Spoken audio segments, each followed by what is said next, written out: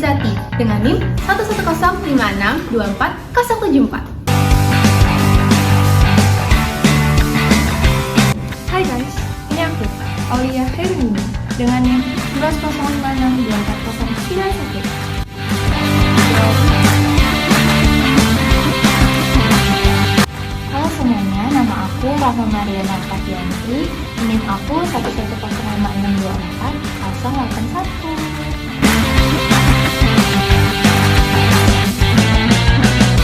Hai, nama aku Nabila Priyani dengan NIM 11056240080.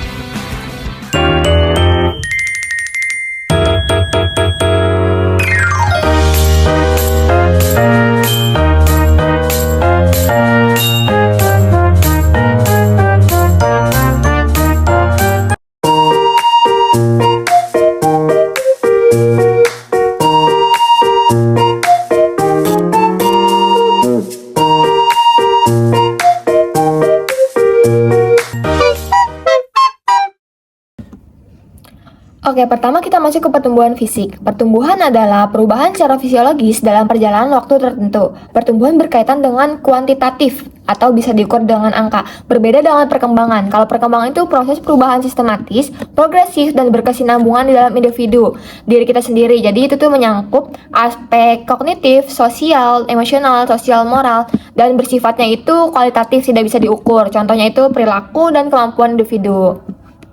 Nah, peserta didik itu berarti individu yang sedang berada dalam proses pertumbuhan dan perkembangan baik pada fisik dan psikologi yang membutuhkan bimbingan untuk mencapai kedewasaan. Selanjutnya pada masa bayi, proses pertumbuhan ini berlangsung sangat cepat, terutama pada tahun pertama kehidupan. Pertumbuhan fisiknya ini tuh mengacu pada berat badan, tinggi badan, dan lingkar kepala. Bayi yang baru lahir akan mengalami peningkatan berat badan dan panjang badan yang signifikan. Seiring berjalannya waktu, pertumbuhan fisik ini tuh menjadi salah satu indikator utama untuk menilai apakah bayi berkembang secara normal atau tidak. Selain bertambahnya ukuran tubuh, organ-organ tubuh bayi seperti jantung, paru-paru, otak, dan sistem pencernaan juga terus berkembang dan mengalami pematangan fungsi. Idealnya itu bayi yang sehat akan memiliki berat badan sekitar 2,6 sampai 3,8 kilo. Seiring bertambahnya usia, berat badan itu akan terus bertambah sesuai dengan tahapan pertumbuhan anaknya. Rata-rata pertumbuhan berat badan bayi itu, bayi usia 0 sampai 6 bulan itu biasanya 140 sampai 200 gram setiap minggu, dan bayi usia 6 sampai 12 bulan biasanya itu 85 sampai 140 gram setiap minggunya. Pertumbuhan tinggi badan anak yang sehat juga akan berkembang secara bertahap setiap tahunnya. Rata-rata pertambahan tinggi badan yang ideal pada anak itu usia 0 sampai 12 bulan itu sekitar 25 cm. Ukuran lingkar kepala juga penting nih untuk untuk pertumbuhan bayi. Jadi lingkar kepala bayi yang tidak normal bisa menandakan adanya gangguan pertumbuhan otak. Rata-rata pertambahan lingkar kepala pada bayi itu bayi 0,3 bulan 2 cm setiap bulannya, bayi usia 4-6 bulan 1 cm setiap bulannya, dan bayi usia 6-12 bulan setengah meter setiap bulannya. Selanjutnya pertumbuhan fisik anak. Sejak lahir sekitar usia 1-2 tahun, anak-anak tumbuh dengan cepat. Setelah periode pertumbuhan yang cepat ini, ada pertumbuhan stabil juga, terus-menerus yang melambat sampai pertumbuhannya tumbuhan remaja itu melesat. Faktor-faktor yang mempengaruhi pertumbuhan itu dari nutrisi yang cukup, imunisasi lengkap, stimulasi yang tepat dari fisik, emosional, dan kognitifnya. Tips mendukung pertumbuhan anak itu ada memberikan makanan bergizi dan seimbang, menciptakan lingkungan yang bersih, aman dan nyaman, hindari risiko obesitas pada anak, memenuhi waktu tidur yang ideal, lakukan pengukuran rutin di dokter, puskesmas maupun posyandu. Selanjutnya, saya akan menjelaskan mengenai pertumbuhan fisik remaja. Pertumbuhan meningkat cepat dan mencapai puncak kecepatan pada fase remaja awal, yaitu pada usia 11 sampai 14 tahun. Karakteristik seks sekunder mulai tampak seperti payudara pada remaja perempuan membesar dan pembesaran testis pada remaja laki-laki. Pertumbuhan rambut ketiak atau rambut pubis serta karakter seks sekunder ini tercapai dengan baik pada tahap remaja pertengahan di usia 14 sampai 17 tahun dan pada fase remaja akhir di usia 17-20 tahun, struktur dan pertumbuhan reproduktif hampir komplit dan remaja telah matang secara fisik. Kemudian masuk ke pertumbuhan fisik dewasa. Proses pertumbuhan fisik manusia berlangsung sampai dengan masa dewasa. Selama tahun pertama dalam pertumbuhannya, ukuran panjang badan akan bertambah sekitar sepertiga dari panjang badan semula, dan berat badannya akan bertambah menjadi sekitar tiga kalinya. Sejak lahir hingga usia 25 tahun, perbandingan ukuran badan manusia dari pertumbuhan yang kurang proporsional pada awal terbentuknya manusia, yaitu kehidupan sebelum lahir atau pranatal, sampai dengan proporsi ideal di masa dewasa.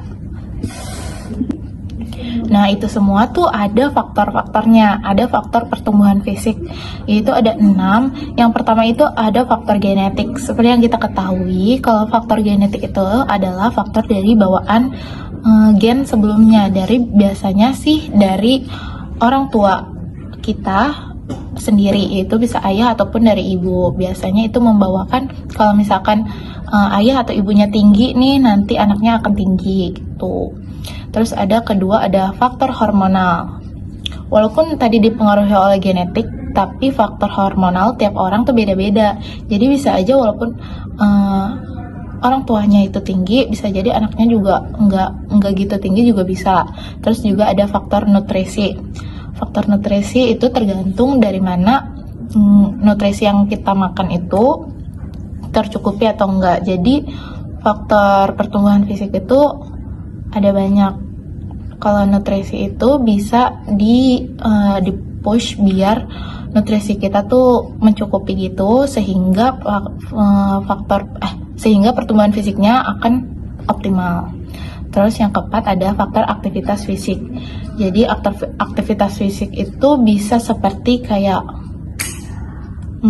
orang olahraga, orang yang rajin olahraga itu akan badannya lebih proporsional, lebih ideal dibanding orang yang tidak olahraga gitu. Terus yang kelima ada istirahat dan tidur. Jadi sekalipun kita beraktivitas fisik, kita juga harus mementingkan faktor istirahat dan tidur. Apakah tidur kita tercukupi atau tidak, karena itu dapat mempengaruhi pertumbuhan fisik. Terus juga ada faktor lingkungan, dan ada yang ketujuh ada faktor kesehatan. Jadi tergantung kesehatannya kita tuh seperti apa. Yang selanjutnya saya akan melanjutkan apa itu motorik kasar. Motorik kasar adalah kemampuan mengendalikan gerakan tubuh yang melibatkan otot-otot besar, seperti aktivitas fisik yang memerlukan koordinasi antara sistem saraf dan juga otot. Perkembangan motorik kasar ini sangat penting dalam perkembangan tubuh anak karena berperan untuk meningkatkan keseimbangan, kekuatan, dan juga koordinasi tubuh, serta membantu anak mengembangkan keterampilan dasar mereka untuk aktivitas sehari-hari dan juga interaksi sosial.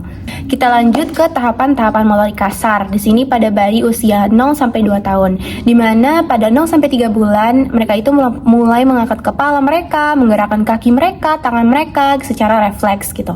Kalau untuk 4 sampai 6 bulan mereka mulai berguling, menopang tubuh mereka saat duduk gitu. Terus kalau untuk 7 sampai 9 bulan mereka itu mulai merangkak, mencoba duduk tanpa bantuan seperti itu. Terus 10 sampai 12 bulan mereka sudah mulai mencoba untuk berdiri sendiri, melangkah sambil berpegangan tangan tentunya. 12 sampai 24 bulan mereka sudah mulai berjalan sendiri dan mulai berlari ataupun menaiki anak tangga mencoba. Nah, tentunya orang tua itu perlu memberikan stimulasi seperti tummy time gitu, bermain dengan mereka di lantai, lalu juga memberikan mainan-mainan yang untuk mendorong gerakan mereka untuk tumbuh berkembang. Baik, saya akan melanjutkan pembahasan apa itu motorik halus. Jadi, menurut Asra 2018, motorik halus adalah gerakan yang mana gerakan ini tuh menggunakan otot-otot halus atau sebagian anggota tubuh tertentu yang dipengaruhi oleh kesempatan untuk berlatih dan belajar. Salah satu contoh kegiatan untuk mengembangkan otot-otot halus di sini ada contoh yaitu dengan menggunting, terus kolase, menggambar, montase, menulis, dan sebagainya. Lalu selanjutnya ada fungsi daripada motorik halus pada anak. Yang pertama itu, motorik halus sendiri ini berfungsi untuk mengembangkan kemandirian pada anak. Lalu fungsi dari motorik halus yang kedua ada membantu anak bersosialisasi, di mana ketika motorik halus sudah berkembang, anak tuh dapat bersosialisasi dengan lebih mudah lagi ke depannya. Lalu yang ketiga ada pengembangan konsep diri. Misalnya anak tuh mampu melakukan aktivitasnya secara mandiri dan dia bisa untuk tidak mendapatkan bantuan dari orang lain lagi. Lalu yang keempat, ada fungsi dari motorik halus itu membangun rasa bangga dan percaya diri pada anak. Terus yang kelima, yang terakhir, fungsi dari motorik halus ini membangun keterampilan anak dalam aktivitas sekolah. Misalnya ketika dia memegang ballpoint, memegang pensil, memegang penghapus, atau memegang bukunya.